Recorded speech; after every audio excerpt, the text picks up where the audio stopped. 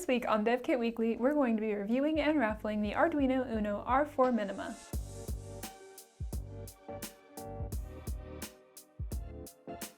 Open source is a hot topic in the developer community, and Arduino is a big name in that area. The company recently announced the latest addition to the Uno line, the Arduino Uno R4, an update from the R3 that was released in 2010. Today, we're going to be looking specifically at the Uno R4 Minima board and what its new offerings provide the maker community. The Uno R4 Minima is powered by a Renesas RA4M1 32-bit Cortex-M4 processor, an MCU designed for intensive human-machine interface designs with the inclusion of a segment LCD controller and a capacitive touch sensing unit input. Additionally, the MCU runs at 48 MHz, which is a 3 times increase in performance over the Uno R3. Arduino also upped the ante with the R4's memory, increasing SRAM from the R3's 2 KB to 32 KB, and flash memory from 32 KB to 256. The increase opens the door for makers to execute much more complex projects without worrying about a lack of memory creating an unnecessary roadblock.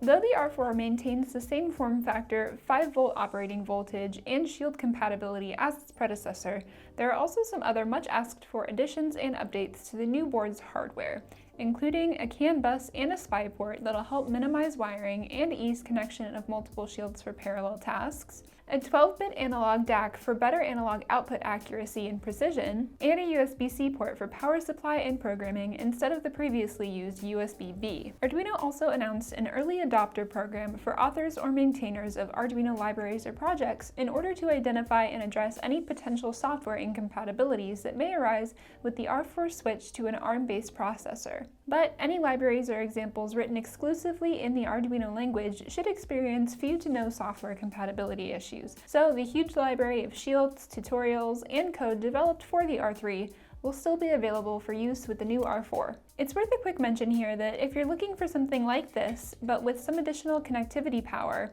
Arduino also announced the Uno R4 Wi-Fi version of the board. But the Minima is a great cost-effective option for makers if the onboard connectivity module isn't really a necessity. If you'd like to get your own Uno R4 Minima, they're not in stock just yet, but you can go to the product page that we'll link in the description to request to be notified when the new boards are available. Though there are some estimates that the R4 Minima will likely cost around $25 when it does become available, we can't confirm that just yet.